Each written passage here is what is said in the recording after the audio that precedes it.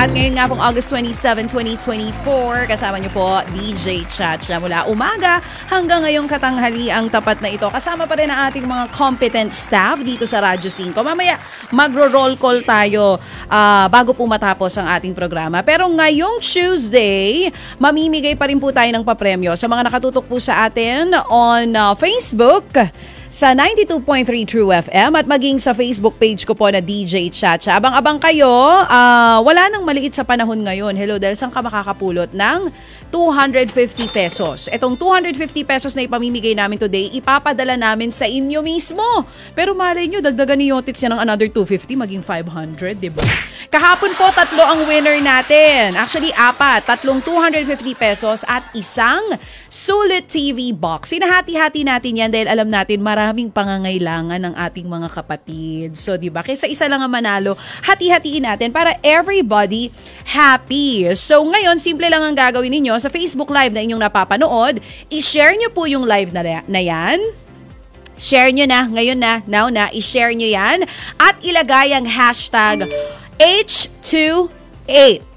Hashtag heart to heart. Ganyan kasimple. I-share nyo lang itong live na ito at sumagot kayo sa aming love question of the day. Simple lang ang ating love question of the day, mga kapatid. Minsan na rin tayong, lahat tayo, I think, kundi man lahat, karamihan sa atin, dumaan sa puppy love o dumaan sa meron tayong napupusuan, crush, ganyan. So, paano mo nga ba malalaman kapag gusto ka ng isang tao?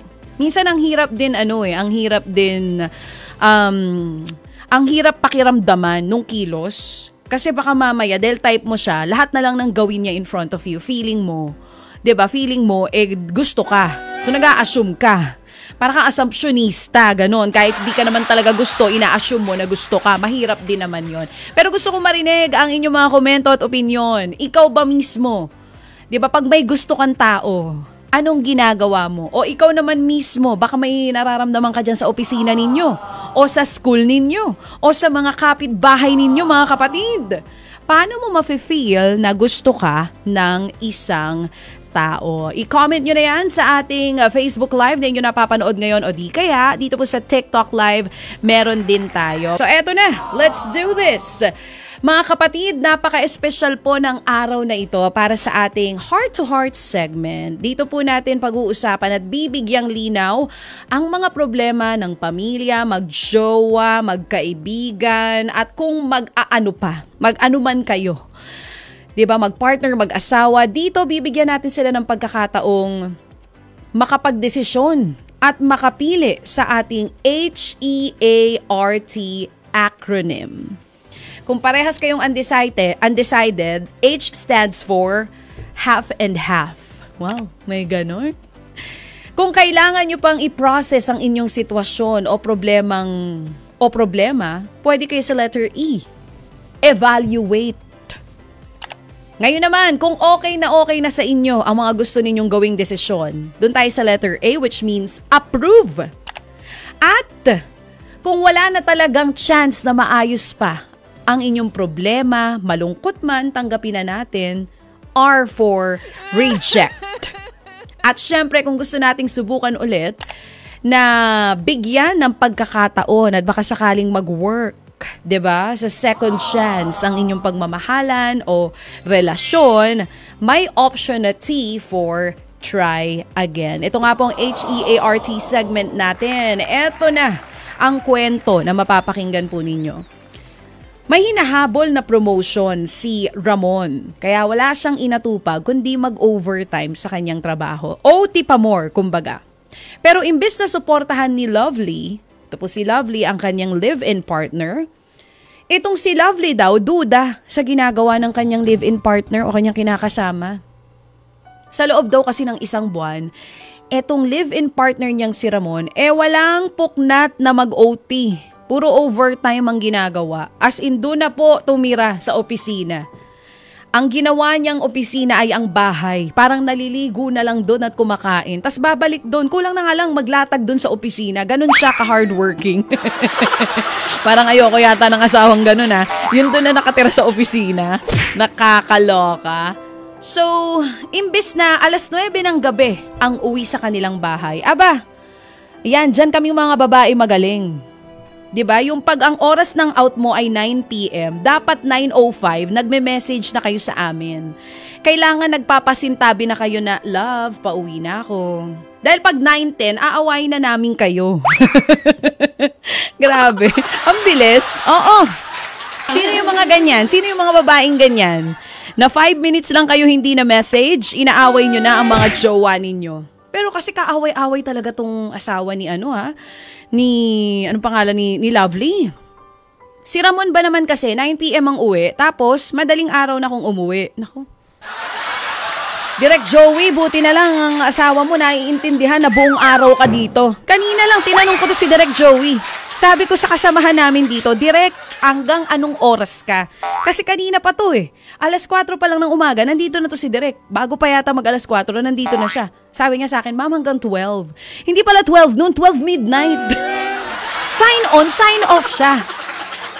Hindi niya nga narinig yung next na sinabi ko. Ang sabi ko sa kanya, wow, Direk, sana all, ang dami mo ng pera.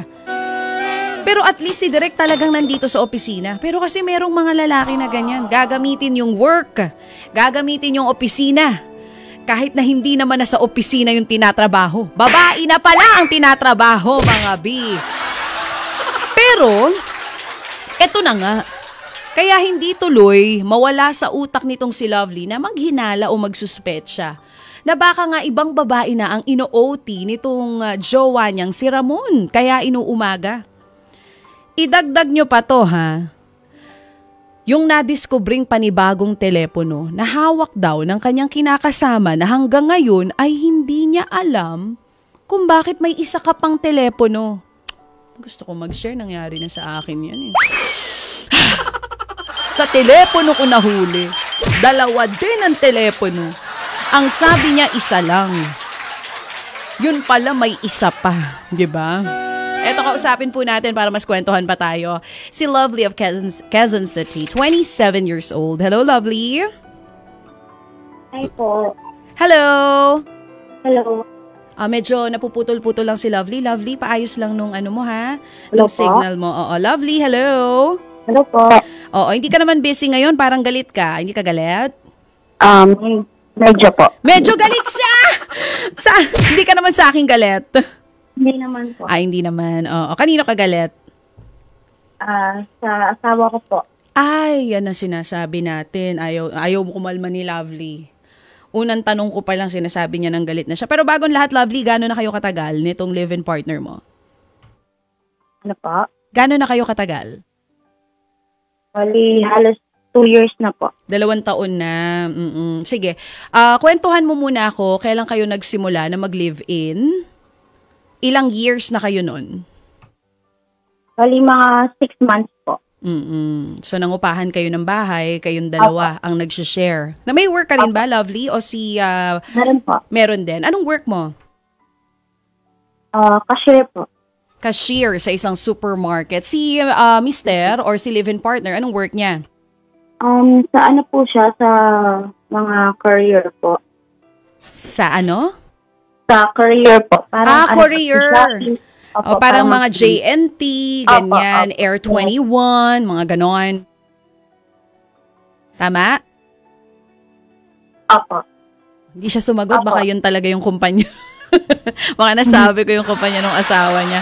Okay, Lovely. So, 6 months pa lang kayo sa relationship, nag-decide na kayo mag-live-in.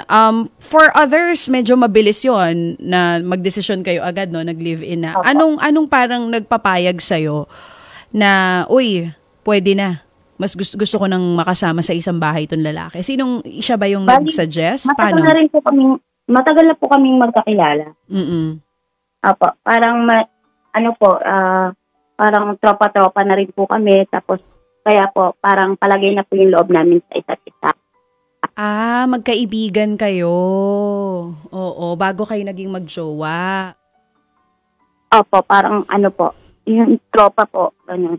Tropa-tropa na nagkainlaban, ganon. Opo. Kumbaga parang yung libro ni VP Sara, isang kaibigan. Yes po. Na naging magkaibigan, ganon.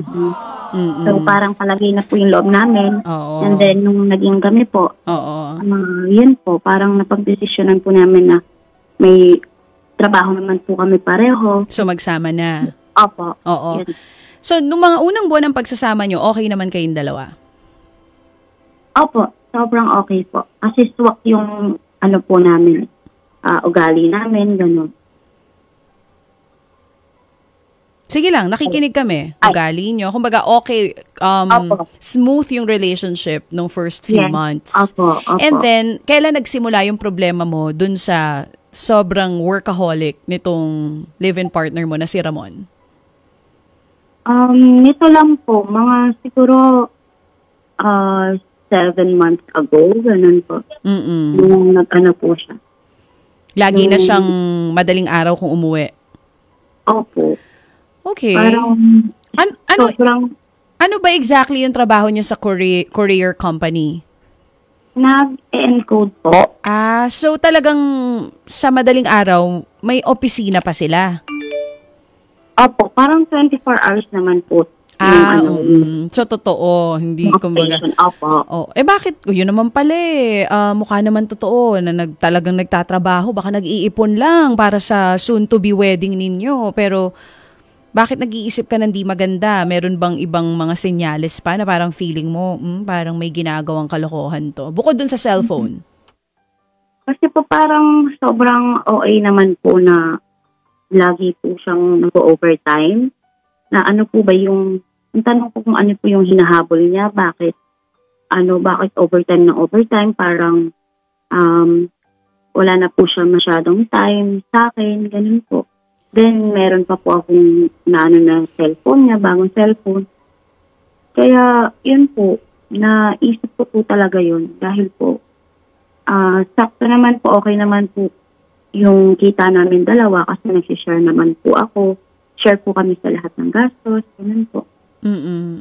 So, iniisip ko po bakit po siya overtime ng overtime na halos, piruin niyo po madaling araw po, saka po siya uuwi. Ako lang po mag-isa sa bahay, ganun po. So, napapaisip po talaga ako. Kahit sino po sigurong babae, mag-iisip po ng ganun. Okay lang po sana kung mga isang beses sa isang linggo, yung overtime na, ganun. Okay lang po. Gaano ba kadalas ang OT niya sa isang linggo? Minsan po nabubuo niya yung isang linggo. Minsan po, 3 days, ganun, straight, ganun po. 3 araw na straight nag-o-OT siya. Opo. Oo. Tapos may bagong cellphone na hindi mo alam kung para saan yung purpose noon. Tapos hindi mo alam na bibili siya. Kasi di ba usually pag magkasama na kayo sa bahay, pag may malaking purchase or may planong bilhin yung asawa mo, lalo na medyo may kamahalan, parang minsan magsasabi yan sa'yo na, uy, bibili pala akong cellphone. So nagtataka ka, nagulat ka na lang, may bagong cellphone. Yes po. Yun bang cellphone na sinasabi mo, nahahawakan mo? Kumbaga nakikita mo kung sinong mga ka-chat? Opo, nakita ko naman po, na talikot ko na po, nakalkal ko naman po. Wala naman po ako nakita. Hindi siya nagagalit pagka kinakalkal mo yung cellphone niya kasi syempre yung privacy din ng partner natin, kailangan yun. Hindi tayo pwede basta mangalkal-ngalkal lang, di ba? Opo. Hindi naman po. Hindi siya nagagalit, kumbaga okay sa kanya. Okay lang po. Nung time na kinalikot ko po yun, parang tinignan ko po yung reaction niya kung magagalit siya. Kung magugulat siya or gano'n. Okay lang naman po sa kanya. Di siya nagalit, ano? Opo. So, purely for work yung cellphone? Sa nakita ko po, opo. Oo. Aside sa cellphone na bago, bukod dun sa pag-OT, may iba pa bang parang signs na nakikita ka na, parang nambababae? Bali, yun lang po talaga yung concern ko. Kasi po, sa kaka-OT niya po, wala na po siyang time. Sa amin po, sa aming dalawa. So, yun po talaga yung maiisip ko. Hindi na kayo nakakapag-date, ganon. Wala na pong quality time. Wala nang quality time. Tapos pag nasa bahay pa, it's either matutulog lang siya or baka nagsi-cellphone lang, no? Hindi ka iniintindi. Dapat talaga binabasag na yung mga cellphone na yan eh. Chareng! Joke lang Mahal, wag mong basagin. Pinatatawa lang kita kasi parang intense ng feelings ni Lovely. Okay, kakausapin ko lang si Ramon tapos babalikan kita, ha? Okay po. Okay, dyan ka lang. Ito na po si Ramon, yung nirereklamo po ng kanyang girlfriend na di umano'y para tayo nasa Raffy Tulfo in action. Bigyan mo ako ng background music dyan. Asa si Shari? Paupuin niyo si Shari dito. Ito na po, mga kapatid, ang inirereklamo. Mula po sa Quezon City, 29. OT daw ng OT. 3 times a week nag-o-overtime at may bago pang cellphone na binili na hindi alam ng kanyang live-in partner. Kausapin po natin si Ramon. Hello, Ramon? Hello po, magandang hapon. Okay, magandang hapon din sa'yo. Ako nga pala si Chacha Tulfo. Chareng! Magandang hapon po. Oo, hello Ramon. Kamusta ka? Okay naman po. Nasa work ka ba ngayon? Opo, bali naka-CB lang. Coffee break po. Naka-coffee break kayo. Okay, Ramon, narinig mo naman yung pinag-usapan namin ng girlfriend mo, no? Yes po, narinig ko po lang. Parang dismayado si Ramon. Disappointed siya. Kasi in fairness naman, kung wala siyang ginagawang masama, tapos nag-OT ka lang para makapag-ipon, nakaka-hurt yun. Pero Ramon, anong gusto mong sabihin dun sa mga ibinabato sa'yo ng girlfriend mo na parang wala ka ng oras, para saan daw yung cellphone na yan? Unahin natin dun sa explanation ng OT mo. Bakit ba ganun? Ba't andalas mo mag-overtime? Para malaki po yung income po at makabiliwin ako ng mga gusto niya. Kasi nakita ko po sa cellphone niya, kakapanood ng TikTok, sinasave niya ibang mga photos. Oh, then, ang pati sweet. yung mga sa doktor, yung mga parang nagpaparhinoplasty. Ala! Ang taray naman ito, jowa na to. Kaya po talagang nag-iipon po ako ng pera para sa kanya rin po. Naiya rin po kasi ako na. Ramon, tama Hindi ba ko yung may narinig bibigyan. ko? Rhinoplasty, gusto ng girlfriend mo, tapos gusto mong gastusan yung pagpapaayos ng ilong niya? Yes po, yes po. Oh, magkano na naipon mo, kaka-OT mo para dun? Alam niya ba to na sinesave mo yun? Tinitignan mo yung mga gusto niyang gawin or bilhin? O nililihi mo yan dahil isusurprise mo siya? Bali, ganun po yung yung wala yung na. bottle ko. Nasira na yung surprise. Jeff Batlanggaw. Kasalanan mo to. Charing. So, isusurprise mo sana. Opo. Oh, ano pa yung mga ibang nakikita mo na gusto mo sanang bilhin sa kanya kaya OT ka ng OT? Yung bag po, saka yung mga damit. Saka mayroon po siyang mga sinisave na travel vlogs po na pang gusto niyang puntahan. Sabi ni Nia, sana Yung out of the country na may out of the country. nakalagay sa niya, parang sa booking.com, saka yung mga po, yung sa ticket po na parang bibilin po na mura, ganun po. So para sa kanya lahat ng pag-OT mo? Yes po. Para po sa kanya talaga. Pero hindi para mo po sa amin sinasabi kasi gusto mo siyang sorpresahin. Yes po, gusto ko po talaga siyang surprisahin. Tapos gusto ko sana rin para pag out of the country kami or somewhere else, magpropose ako sa kanya. Kasi hindi pa naman po kami kasal. Bayan? Sinira natin yung surprise proposal. Kasalanan talaga ni Jeff to. Charing. Sabi ni Jeff, bakit ako? Okay, pero ito. Sige, okay, yung cellphone. Ano explanation dun sa cellphone? Bakit ka bumili ng bago? Ang feeling kasi niya, baka may mga i-chat ka lang dun. Nagagalit po kasi siya kasi lagi pong hindi niya ako nakakontak. Yung cellphone ko po, yung cellphone na lagi nalolobat, lagi pong may na rin signal. Yung luma pa po. So, bumili ka ng phone para hindi na siya laging nagagalit. Opo. Para sa kanya pa rin. Yes po, para sa kanya pa rin po. Para din po yung sa pag-i-encode ko po ng mga codes, medyo mabilis na rin po. Grabe. Kasi hindi pa po nag-provide yung company namin ng extra cellphone para dun sa... Napaka-selfless ni Ramon. No? Direk Joey? Si Direk Joey nga, kaya hindi na rin yan umuwi. Bibilan niya ng 30 hectares na mansyon, yung kanyang pamilya sa Davao. Charing. Yun nga po, nangungupahan po kami. Gusto ko rin po sana magkaroon kita ng nyo? sariling bahay. Sabi ko, bahay din sana. Gusto mong bumili ng bahay para sa inyo. Yes po, yung para makakuha din po ako sa loan sa pag-ibig po para medyo tumaas po yung ko po. Magkano ba per day mo, Ramon? If you don't mind me asking, ha? Minimum lang po. Bali, pag nagka-overtime po ako, medyo umabot po Dodoble. 1,000 Opo. mahigit. Parang 1,200. 1,000 Nagiging po. 1,200. Yes po. Mm-mm. At pagka may time pa po ako, bali ano pa po ako ng rider. Nagra-rider pa po ako. Nagra-rider ka rin? Yes po. Ano, angkas? Ano ka? Move It? Ano po? Bali, Food Panda sa Angkas po. Food Panda and nag-aangkas rider. Sobrang sipag naman ito. Teka, puntahan natin ulit yung girlfriend. Lovely? Lovely? Hello po. Narinig mo yung mga sinabi ng live-in partner mo?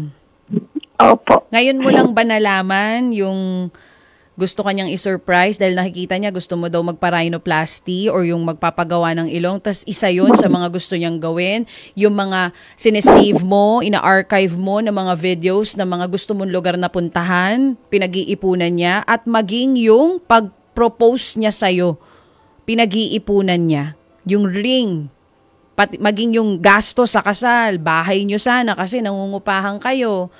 Nako, konsensya ka na ba? Opo. Naiiyak na nga po ako. Sige, mag-usap kayong dalawa. Ramon, si Lovely naiiyak sa kabila. Nagulat siya sa mga revelations mo kasi wala talaga siyang kaalam-alam na para sa kanya lahat ng pinaghihirapan mo. Sige, mag-usap kayong dalawa. Bibigyan ko kayo ng oras. Babe, Babe, I'm sorry.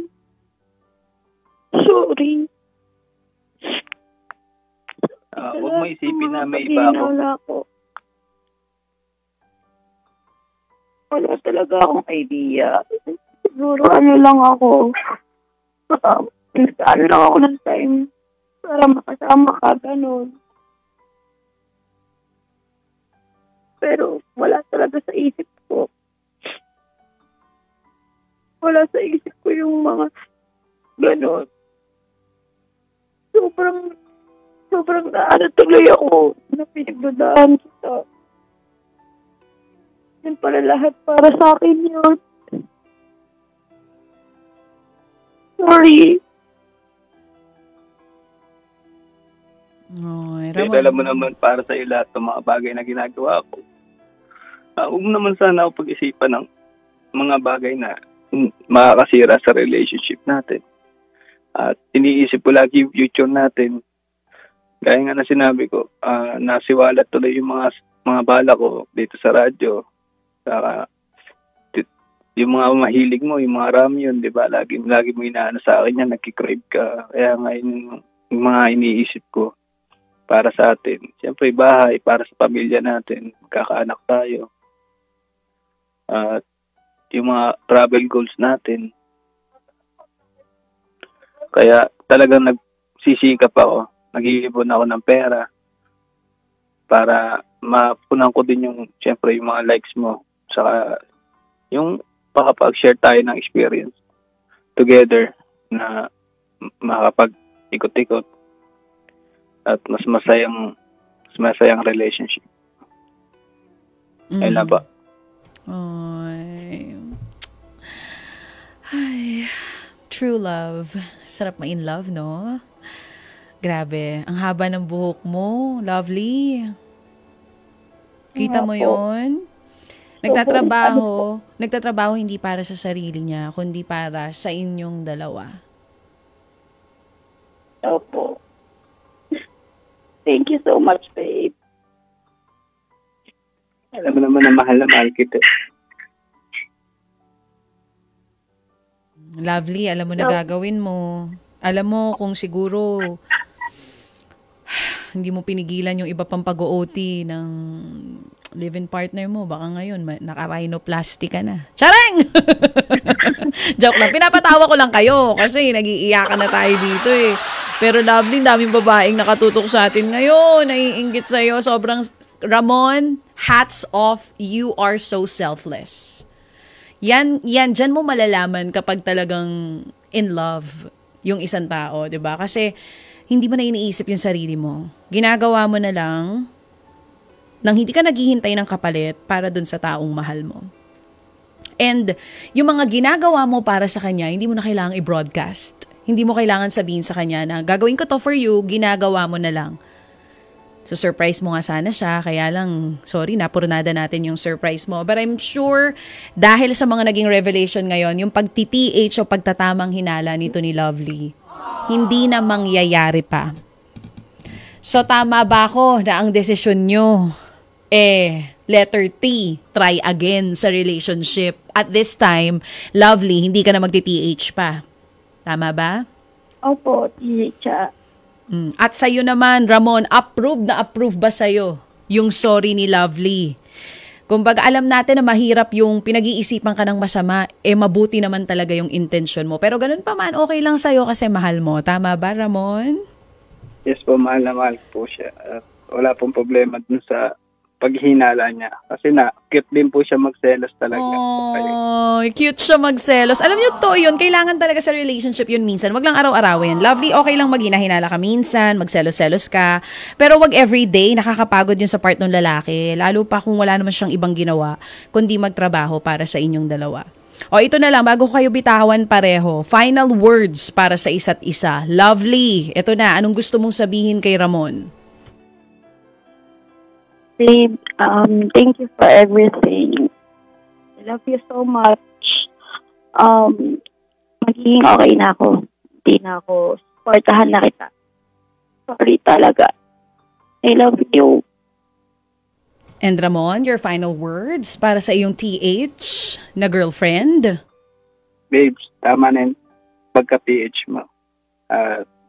Ako'y para sa'yo. At ikay para sa akin. Nox naman. Music! Huwag mo nang isipin yung mga bagay-bagay na makakasira sa relationship natin. Mamaya, pag out ko, libre kita ng ramen.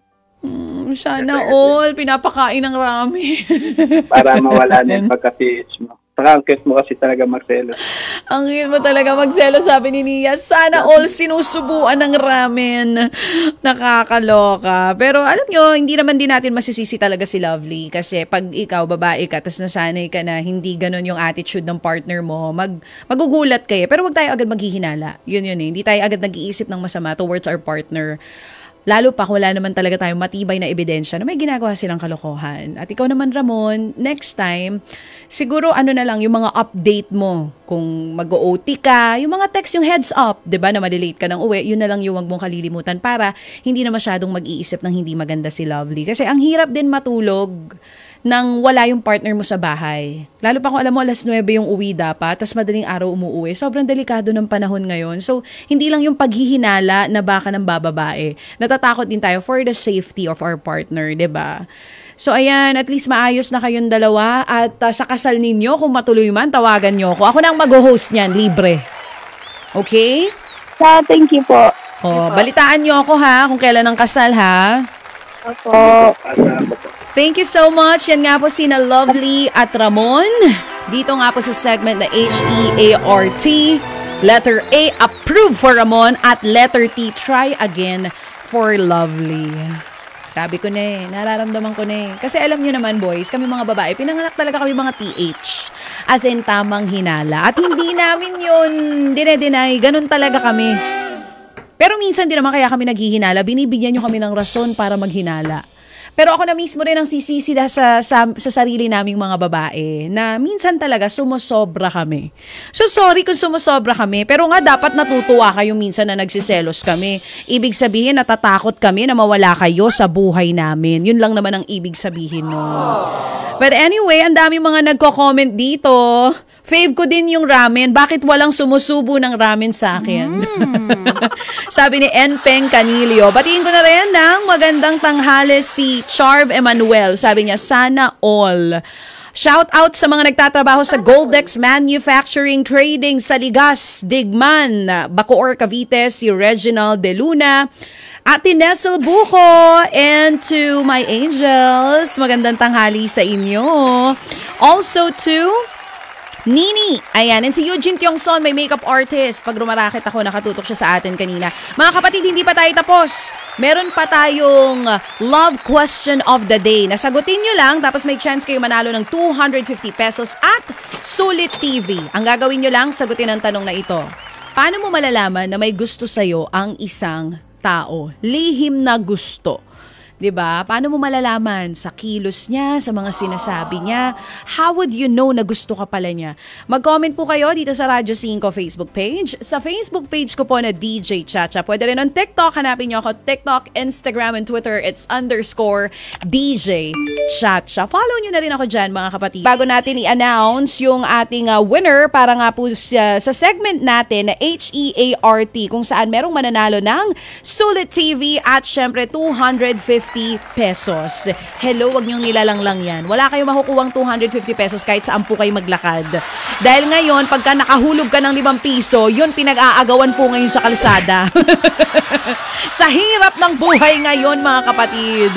Habang sila ay, habang ngayon din kasabay natin nangyayari po ang Senate hearing at ginigisa po ng mga senador ang kapatid ni Alice Go na si Sheila Go. Oo, para sa mga iba pang updates, walang maglilipat dito po sa Radyo 5. At syempre, bukas makakasama nyo kami ni Manong Ted. Pero bago yon, eto na muna ang mga heart comments natin. Unahin na po natin ito.